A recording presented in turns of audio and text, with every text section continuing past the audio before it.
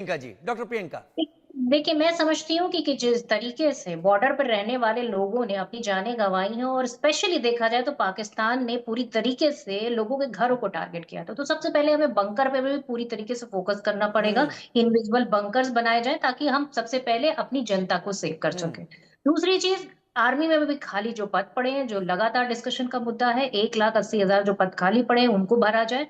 तीसरी चीज़, अग्निवीर की जगह परमानेंट जो हमारे जो सैनिक होते हैं, उनकी भर्ती की जाए। हुँ। ये सारे मुद्दे हैं, हम मानते हैं कि हथियार हमारी ज़रूरत है, पर सेना और सेना को मजबूत करना और हमारे लोगों को सुरक्षित करना, ये भी उतना ही ज़रूरी है, जितना बाकी चीज़ें मैं ज़रूरी हैं। एकदम मानता हूं, आपकी सारी बातें मानता हूं जो आप कह रही हैं, क्योंकि आप भी इस देश की नागरिक हैं और आपके भी दिमाग में देश की सुरक्षा सर्वोपरि हमेशा बनी रहती होगी, इसमें कोई शक नहीं है। तपेश जी, मैं आपका रुख कर लेता हूं। 9 आतंकी ठिकानों पर मार की गई थी, लेकिन 12 अभी भी बचे हैं। पाकिस्तान में गड़ी हबीबुल्ला है, बतरासी, बालाकोट, ओगी और बोई है, और पीओके में सिंसा, गुलपुर, बराली, ढूंगी, छेलाबंदी, अब्दुल्ला बिन मसूद और ढुलाई इस वक्त मौजूद हैं।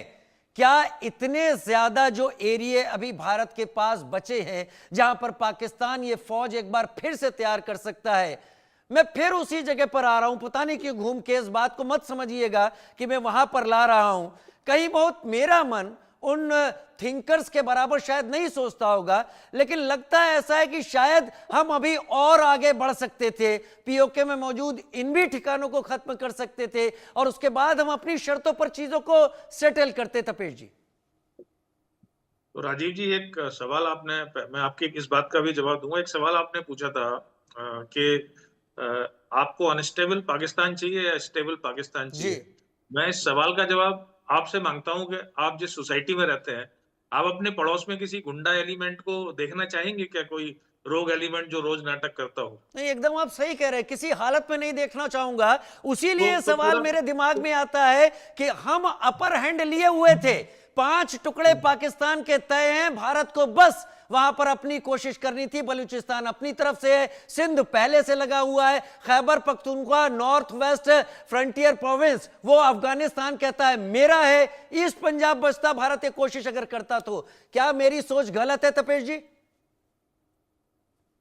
नहीं, ये मैं इसको आपके सेंटिमेंट्स मान सकता हूं कि सेंटिमेंट्स तो पब्लिक के ऐसे ही होते हैं। अगर हम डिफेंस के प्लान्स की जानकारी रखें थोड़ी सी, और किस तरह से डिफेंस के लोग लड़ते हैं या जिस तरह से डिफेंस के प्लान बनते हैं, एक्चुअली ऑब्जेक्टिव्स वॉर में बनाए जाते हैं। कोई भी वॉर जो लड़ा जाता है ना, एम के ऊपर लड़ा जाता है, और वॉर का उद्देश्य होता है कि अपनी विल को दुश्मन पे थोपना। हम्म। और उसके लिए हमें एक ऑब्जेक्टिव सेट करना पड़ता है कि हमारा फाइनल ऑब्जेक्टिव रहेगा। फिर वॉर जैसे जैसे आगे बढ़ता है, हम थोड़े थोड़े लेकिन हम ये ऑब्जेक्टिव्स को भी तो कह मॉडिफाई। रहे हैं कि ये वॉर नहीं है।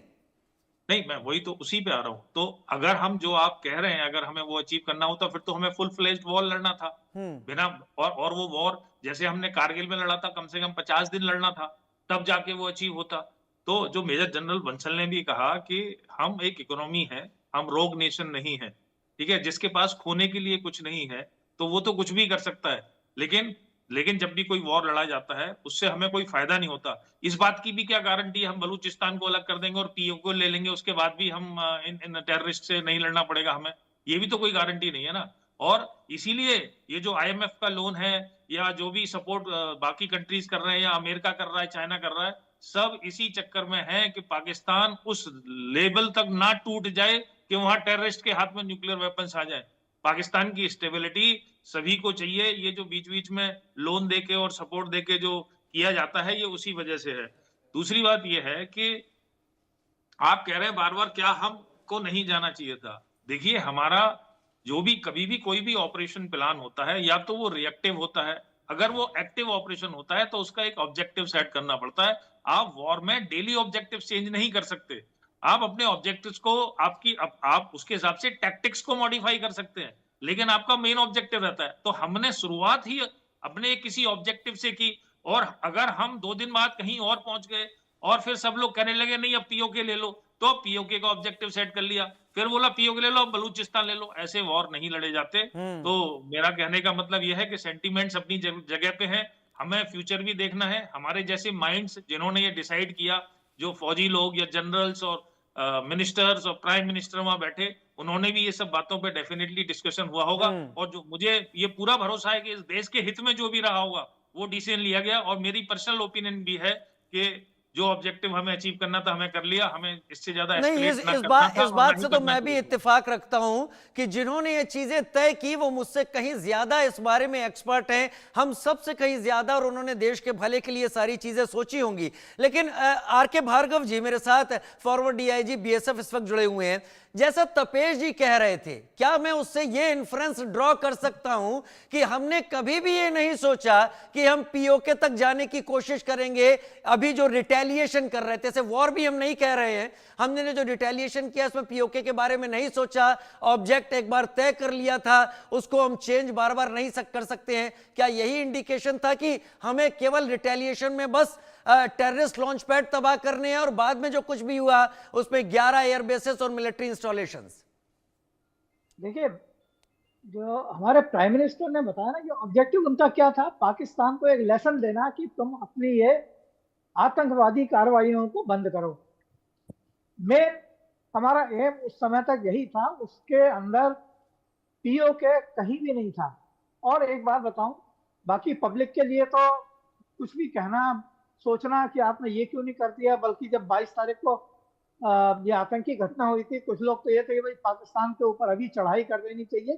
तो पब्लिक सेंटीमेंट अपनी जगह होते हैं, क्योंकि उनको उस सच्चाई के बारे में नहीं पता होता है जो युद्ध में जाते समय या किसी दूसरे देश के ऊपर किसी भी तरह का मिलिट्री एक्शन करते समय जरूरत पड़ती है। ऐसा नहीं है, देखिए मैं तो आप बताऊं आपको, जब बांग्लादेश की लड़ाई हुई थी तो उस समय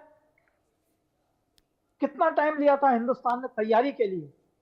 it was more than 6 month. यानी मार्च में ये हुआ था, हमारे जो जनरल